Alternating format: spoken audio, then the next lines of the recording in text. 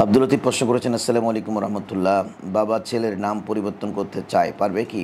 এটার বয়স 9 বছর, একটার বয়স 4 বছর।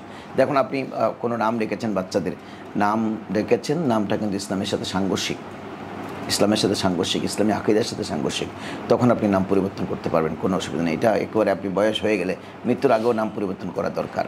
যেমন কোনো মেয়ের নাম রেখেছেন আপনি মাসুমা, অর্থাৎ মাসুম শব্দের শাব্দিক হচ্ছে কিন্তু যার কোনো গুনাহ নেই, একেবারে গুনাহমুক্ত। এটা কিন্তু কোনো মানুষের নাম হতে পারে না, কারণ মানুষ গুনাহ নেই এমনটি কেউ নেই। তখন আপনি যদি পরে আপনার বোধোদয় আসে যে আমি যা রেখেছি তা কিন্তু ভুল, বা কেউ আপনাকে জানান দিল যে আপনি এই নামটি আপনি ভুল রেখেছেন।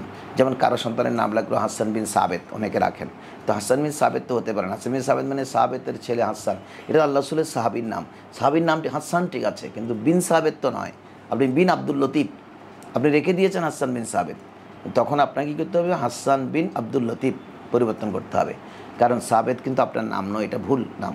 বাবার নাম অ্যাড করে দিলে সত্যিকারের বাবার নাম অ্যাড করতে হবে। হাসান ঠিক আছে, এটা কোনো অসুবিধা নেই।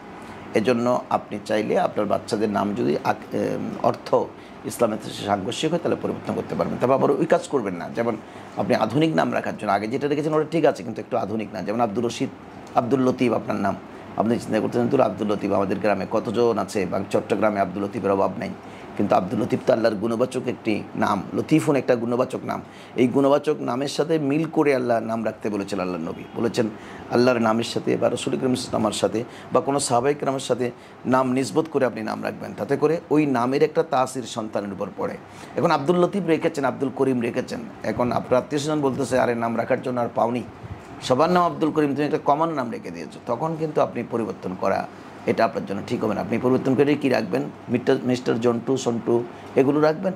এগুলো রাখা কিন্তু তখন আপনার জন্য মারাত্মক হবে, কারণ আপনি আল্লাহর নামটি বাদ দিয়েছেন। যেমন আমি একবার নামকরণ করতে গিয়েছিলাম, ওর নাম হচ্ছে সফিউল্লাহ, বাবার নাম সফিউল্লাহ। ও আমারে স্পষ্ট করে বললো, কয়জন সফিউল্লাহ অনেক পুরোনো নাম, আমার নাম আমার বাবারা রেখে দিয়েছেন, আপনি কিন্তু এখন আল্লাহ শব্দটা পিছনে যোগ করবেন না, উল্লাহ মুল্লাহ এগুলো রাখবেন না।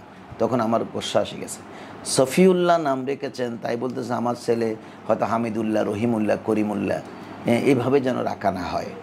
এটা কিন্তু মারাত্মক বেয়াদবি।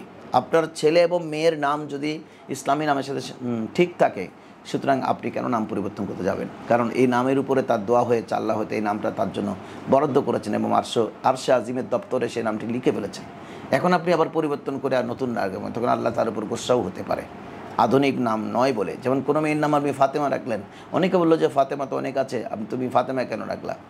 এখন তুমি আরেকটা আনকমন নাম রাখো, তখন আপনি ফাতেমা চেঞ্জ করতে গেলেন, তখন কিন্তু খবর আছে। কারণ ফাতেমা সাধারণ কোনো নাম নয়, ফাতেমা জান্নাতের সরদারানী রাসূল করিম সাল্লাল্লাহু আলাইহি ওয়াসাল্লাম শাহজাদিয়া মুস্তাফা বিবি ফাতেমার নাম। ওই নাম কিন্তু অনেক বরকতময়। আল্লাহ সেই নামের ওসিলায় হাজার হাজার মহিলাকে হাসরের ময়দানে মাফ করবেন।